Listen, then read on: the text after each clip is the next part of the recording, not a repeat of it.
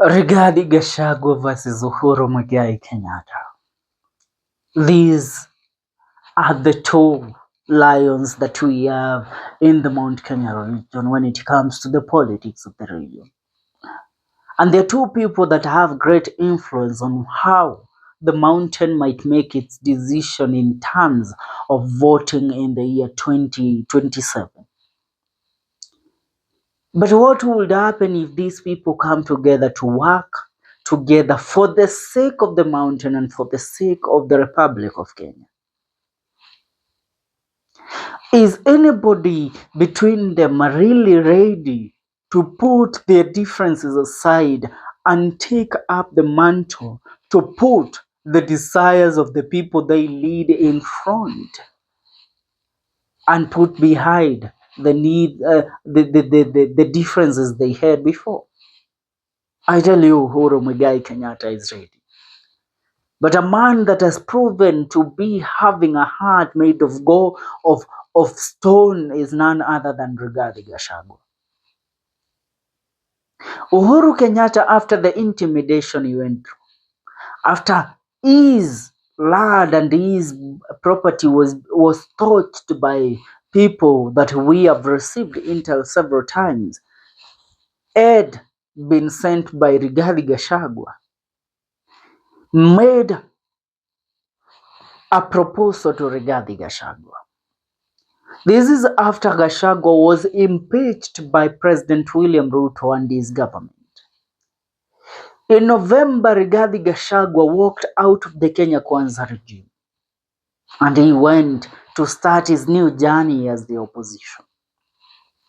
And in November, in the mid-November, the former president of the Republic of Kenya realized that Rigathi Gachagua is now a man that has got the attention of the people.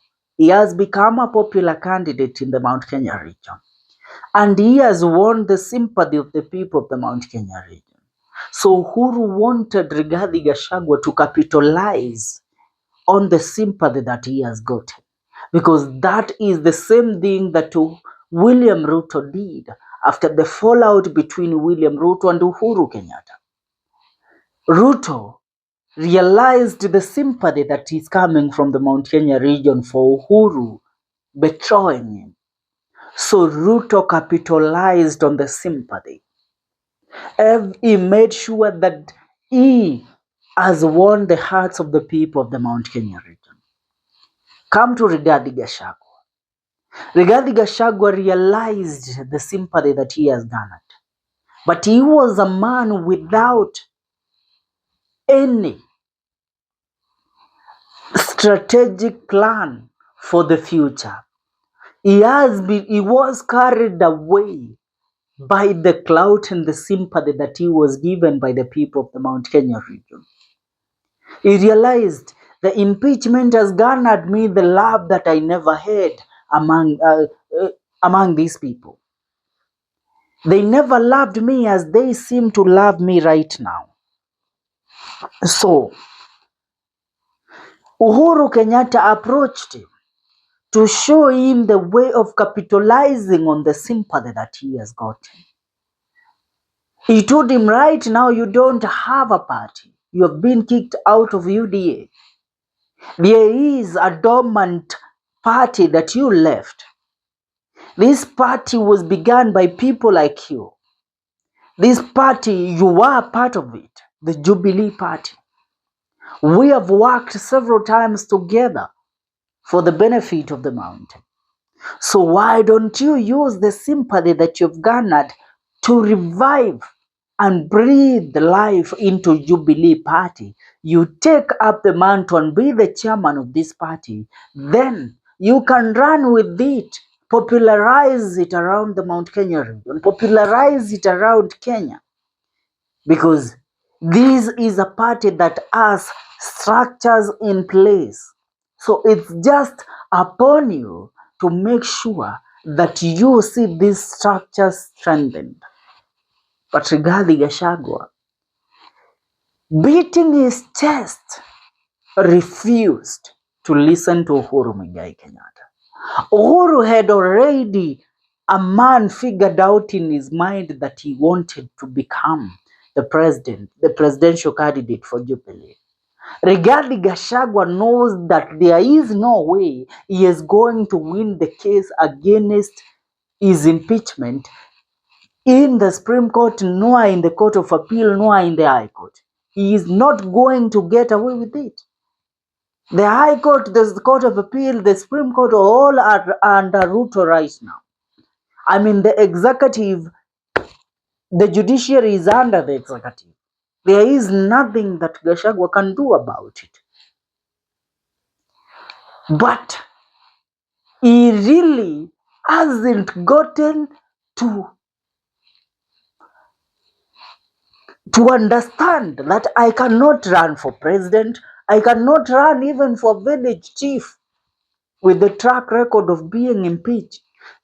The time I can run is after 10 years. Are you getting the point? He refused the proposal that Uhuru Kenyatta brought in his way. So when William Ruto called Uhuru Kenyatta for conversation, Uhuru had to join hands with William Ruto. And because Uhuru was angered with Gachagua when he visited Embu, where he had gone for the ordination of one Catholic bishop, remember Uhuru telling the people of Embu, don't let tribal politics divide you. Don't let siasa za ukabila zigawanye taifa la Kenya. Remember the former president saying that. He was hinting at Gachagua because Gachagua has always been Mount Kenya, Kikuyu, that typical type of politics, tribal politics. That is where he has drawn the line. So Uhuru was attacking Gachagua indirectly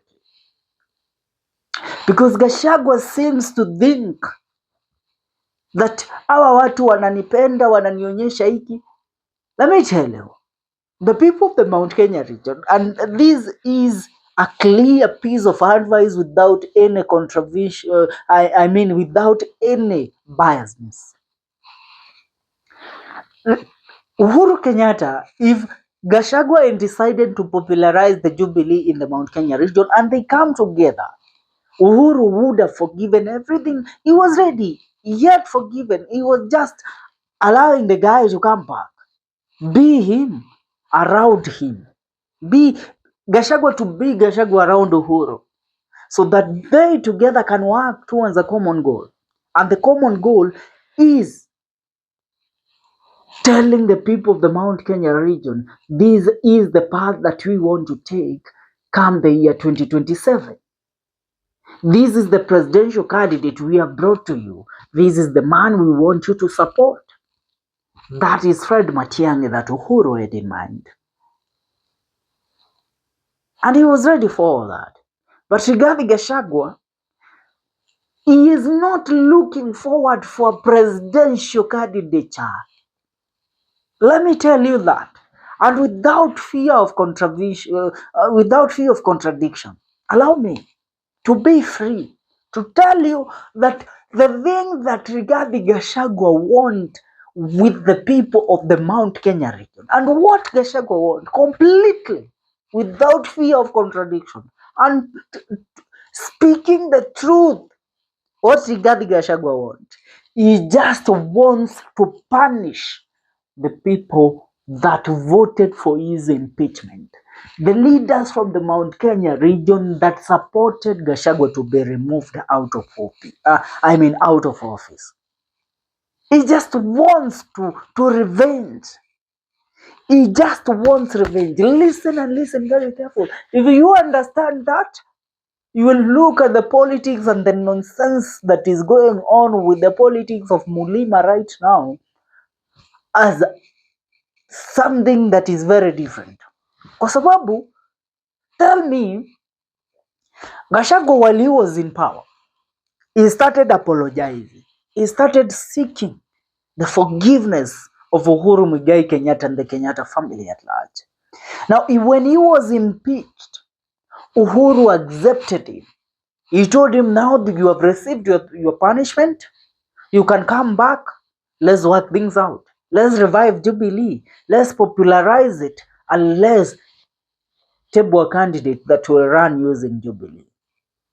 Gachagua refused because deep inside he knew, I don't want to be associated with Uhuru right now. I want to be associated with the people who are singing my songs, people who are loyal to me. I want to stand with loyalties who will help me unseat the people that voted me out come the year 2027. That is the only thing. So tell me, Uhuru has his people, Gachagua has his people, Maina Jenga has his people, Kithure Kindiki has his people, William Ruto has his people. The Maina Jenga, Kithure Kindiki and William Ruto, those are government. Uhuru Kenyatta has Fred Matiang'i. Rigathi Gachagua is by himself with his candidate. The mountain is divided in 3 parts.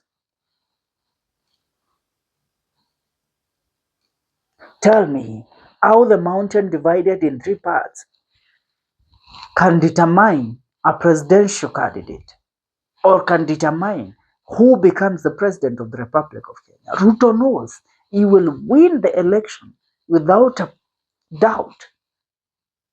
And Gachagua will have won what he wanted, revenge. But now you people who support him and vote him in and follow him, you are the one who will suffer. Because now you will allow Ruto to rule for another 5 years to complete his term.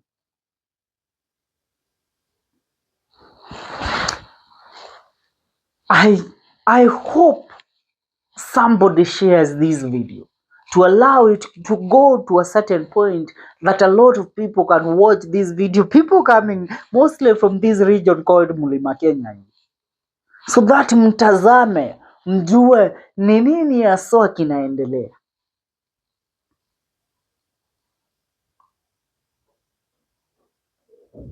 Nakamilisha hapo.